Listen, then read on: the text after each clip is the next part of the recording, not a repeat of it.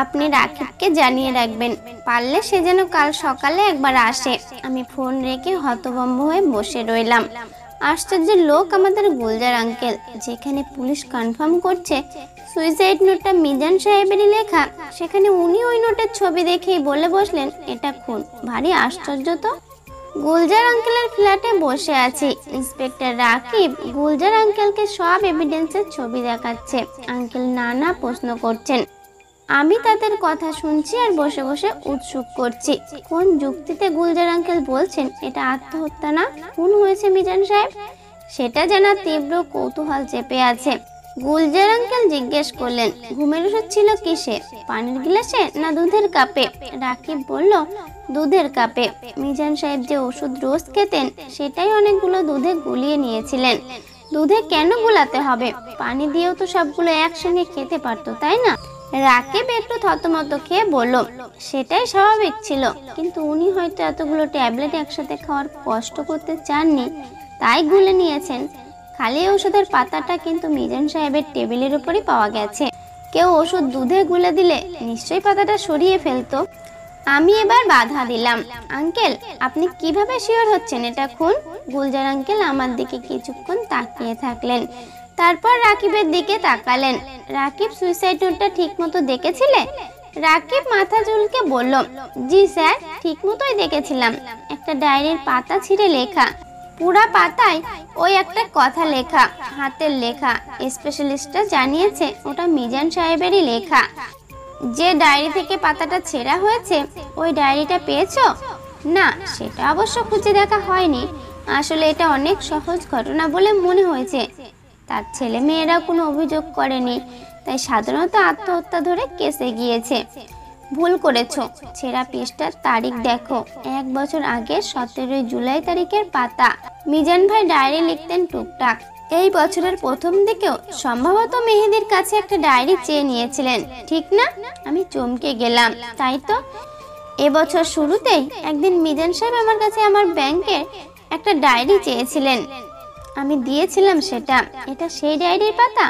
Gulzar uncle বললেন, চল ডায়েরিটা খুঁজে দেখা যাক। আমরা মিজান সাহেবের ফ্ল্যাটে গেলাম। মিজান সাহেবের ছোট মেয়ে জামাই দরজা খুলে দিল। ছোট মেয়ে তার জামাই নিয়ে এই ফ্ল্যাটেই আছে গতকাল থেকে। পোস্টমর্টম শেষে মিজান সাহেবের লাশ মর্চুয়ারিতে রাখা হয়েছে। বিদেশ থেকে তার অন্য 2 ছেলে মেয়ে এলে দাফন হবে। রাকিব বলল, আমরা একটু মিজান সাহেবের রুমটা দেখব। মেয়ে জামাই আমাদের দেখে একটু ভেবা চাকা খেয়ে গেছে। জিজ্ঞেস করলো, কেন? এমনি রুটিন চেক আর কি। আমরা মিজান সাহেবের বেডরুমে চলে গেলাম। ছিমছাম গোছানো রুম। রুমে ছোট্ট একটা বইয়ের সেলফ আছে আর ছোট্ট একটা রাইটিং টেবিল। টেবিলের উপর খাতা আর কয়েকটা ডায়েরি। গত বছরের ডায়েরিটা পাওয়া গেল সেখানে। ডায়েরিতে অগোছালো ভাবে লেখা, বেশিরভাগই ফাঁকা পাতা, মাঝে মাঝে কিছু পাতায় লেখা, কোথাও পুরো পাতা, কোথাও 2-1 লাইন। 17 জুলাই এর পৃষ্ঠাটা ছেঁড়া, এরপরে আবার অন্য পাতায় লেখা আছে। মানে খুবই পরিষ্কার, মিজান সাহেব যদি সুইসাইড করতেন এই পাতা ছেঁড়ার প্রয়োজন পড়তো না তার, নতুন একটা পাতায় লিখে যেতে পারতেন। ডায়েরি পেয়ে রাকিব চিন্তিত হয়ে গেল।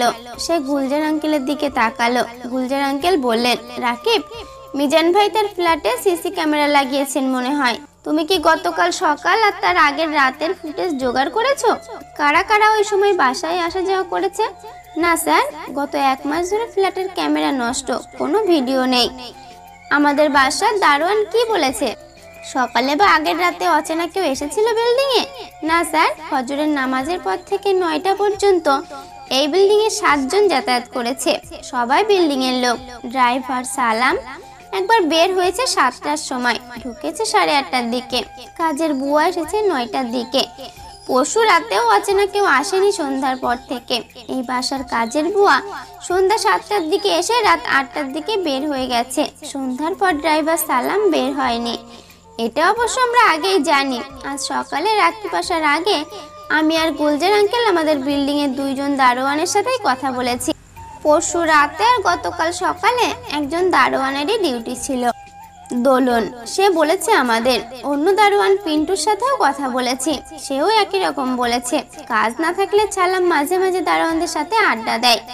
আমি দেখছি 2 দারোয়ানের সাথেই সালামের বেশ খাতির। এরা সুযোগ পেলে ছাদে আড্ডা দেয়।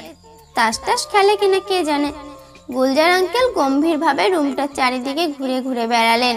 এরপর রাকিবের কাছে থেকে গতকালের রুমের ভিডিও দেখলেন। পুলিশ লাশ সরানোর আগে 5 মিনিট একটা ভিডিও করেছিল রুমের। ভিডিও দেখে আঙ্কেলের কপাল কুঁচকে গেল। আমি চারিদিকে তাকিয়ে কিছু বুঝতে পারলাম না। গতকালের ভিডিওতে যা দেখা যাচ্ছে এখনো ঘরের চেহারা সেরকম। ফার্নিচার বলতে খাট, bookshelf, writing table, bed table, একটা চেয়ার আর ওয়াল ক্যাবিনেট। গোলাম রাকিবকে ডেকে গুলজার আঙ্কেল বললেন, আমি এ বাসার সবার সঙ্গে একটু কথা বলতে চাই। ডাক পেয়ে বাসার লোকজন ড্রয়িং রুমে এসে বসলো। ড্রাইভার সালাম, মিজান সাহেবের মেয়ের জামাই, ছুটা কাজের বুয়াও আছে দেখলাম। গুলজার আঙ্কেল কথা আরম্ভ করলেন, আমি সবাইকে একটা কথা বলতে চাই। আমার ধারণা মিজান ভাই আত্মহত্যা করেননি, খুন করা হয়েছে। মিজান সাহেবের মেয়ে ঘুমিয়ে উঠল। কি বলেন? কে খুন করেছে? কে খুন করেছে জানি না, তবে জেনে যাব শিগগির। আপনাদের সাহায্য দরকার। আমি কিছু প্রশ্ন করব, সবাই চেষ্টা করবেন সত্যি বলতে। মিথ্যে বললে একসময় আমরা ঠিকই বুঝে যাব, তখন কিন্তু বিপদে পড়বেন। গুলজার আঙ্কেল মিজান সাহেবের মেয়েকে দিয়ে আরম্ভ করলেন, আপনার নাম তো ইরা, তাই না? গতকাল কখন আপনি জানতে পারলেন এই খবর? কে জানিয়েছে? ইরা চোখ মুছে বলল, জি, সালাম ফোন দিয়েছিল সকাল 8:45টার দিকে। আপনার বাবার সম্পত্তি কি ভাগ করে দেওয়া হয়ে গেছে? হ্যাঁ, এই ফ্ল্যাট আর ব্যাংকে কিছু টাকা শুধু বাবার নামে আছে, আর বাকি সব ভাগ করে দেওয়া হয়েছে। ব্যাংকে কত টাকা জানেন? না, জানি না। এখন এই সম্পত্তি কি উনি কাউকে দান করছেন, নাকি আপনাদের মধ্যে ভাগ হবে? ভাগ হবে। গুলজার আঙ্কেল হঠাৎ ইরার দিকে ঝুঁকে এসে তাকে ফিস ফিস করে কিছু বললেন। আমি দেখলাম ইরার মুখ সাদা হয়ে গেল। সে তার শাড়ির আঁচল দিয়ে মুখ ঢাকলো। এরপর উনি ইরার স্বামীর দিকে তাকালেন। আপনি তো ব্যবসা করেন? জি, আমার নাম রায়হান। আমার একটা কনস্ট্রাকশনের ব্যবসা আছে, বড় কিছু ডেভেলপমেন্টের কাজও করি। আচ্ছা রায়হান সাহেব, আপনি এই বাসায় এসে কখনো থাকেন না, তাই না? কেন? রায়হান সাহেব হকচকিয়ে গেল। থতমত খেয়ে বলল, এই বাসা তো আমার বাসা থেকে বেশি দূরে না, তাই থাকা হয়নি কখনো। আপনি কিভাবে বুঝলেন? আপনাকে গতকালে পুলিশের ভিডিওতে যে ড্রেস পরা দেখেছি, এখনো সেই ড্রেস পরে আছেন, একই ফর্মাল শার্ট গায়ে। সম্ভবত গতকাল আপনি অফিস থেকে এই বাসায় এসেছেন, তার মানে এই বাসায় আপনার একটা ড্রেস রাখা নেই। আপনি এই বাসায় মাঝে মাঝে রাত কাটালে এক্সট্রা ড্রেস থাকার কথা ছিল। রায়ান কিছু বলল না, তবে যে সে বেশ চমকে গেছে বোঝা যায়। এরপর সালামের পালা।